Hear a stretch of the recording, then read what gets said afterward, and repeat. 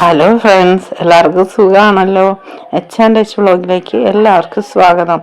ഞാനിന്ന് വന്നിരിക്കുന്നത് ബീട്രൂട്ട് തോരൻ വയ്ക്കുന്ന വീഡിയോയുമായിട്ടാണ് വന്നിരിക്കുന്നത്. എനിക്ക് കോൾഡ് പിടിച്ചു, ഭയങ്കര തൊണ്ടവേദനയും ജലദോഷമാണ്, അതാണ് ശബ്ദം ഇങ്ങനെ ഇരിക്കുന്നത്.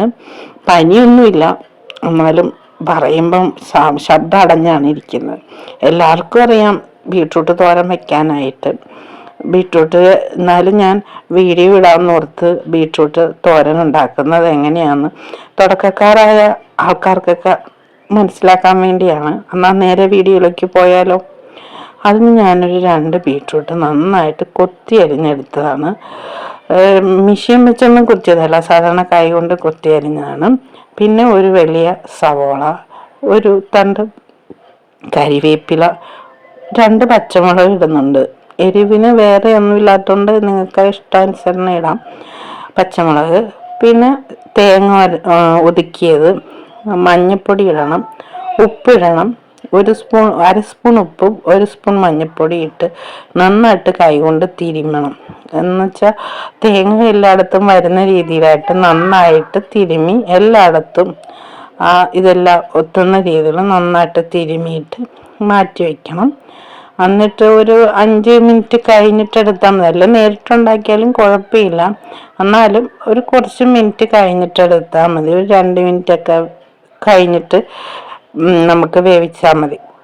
ഞാനൊരു പാൻ എടുത്തിട്ടുണ്ട്, അതിൽ 1 സ്പൂൺ എണ്ണ അടിച്ചിട്ട് 1 സ്പൂൺ കടുക് ഇട്ടിട്ടുണ്ട്. വീട്ടിൽ കടുക് ഇഷ്ടമേ അല്ല. ഞാൻ കടുക് ഇട്ട് കഴിഞ്ഞാൽ കറിയിൽ നിന്ന് മാറ്റി കൊടുക്കാൻ നിൽക്കണം. എന്ത് കറി ഉണ്ടാക്കിയാലും കടുക് മാറ്റി മാറ്റി കളയണം. അതുകൊണ്ട് ഞാൻ കടുക് കുറച്ചേ ഇടുന്നുള്ളൂ.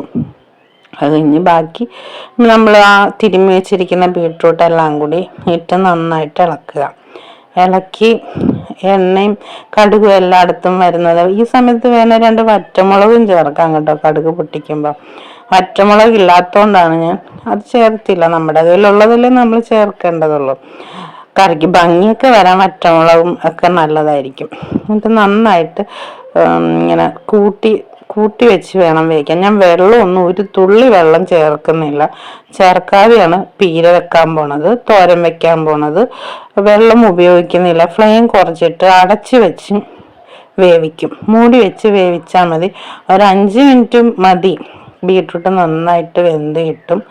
എന്നിട്ട് നന്നായിട്ട് ഫ്ലെയിം കൂട്ടി വെച്ച് കൈവിടാതെ ഇളക്കി അതിൻ്റെ ബാക്കിയുള്ള വെള്ളവും കൂടി വറ്റിച്ചെടുക്കണം. നല്ല ഡ്രൈ ആക്കണം, കരിഞ്ഞു പോരുത്. നോൺ സ്റ്റിക്ക് പാത്രം ആയതുകൊണ്ട് കരിയില്ല.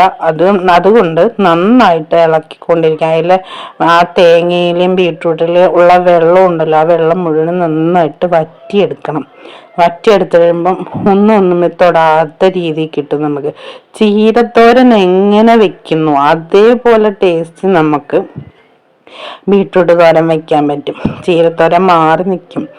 ചിലർ ഈയിടെ ഞാനൊരു വീഡിയോ കണ്ടായിരുന്നു, മുട്ട പൊട്ടിച്ചിടുന്നത്.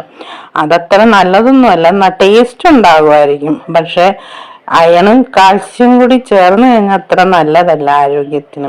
അതുകൊണ്ട് ഞാൻ പിള്ളേർ ചിലപ്പം കൂട്ടുമായിരിക്കും. എൻ്റെ കുട്ടികൾക്ക് ബീട്രൂട്ട് ഇഷ്ടമാണ്. അതുകൊണ്ട് ഞാൻ ബീട്രൂട്ട് തോരൻ വെക്കുന്നത് ഇഷ്ടമാണ്. അതുകൊണ്ട് ഇങ്ങനെ ഞാൻ വെക്കുന്നത്.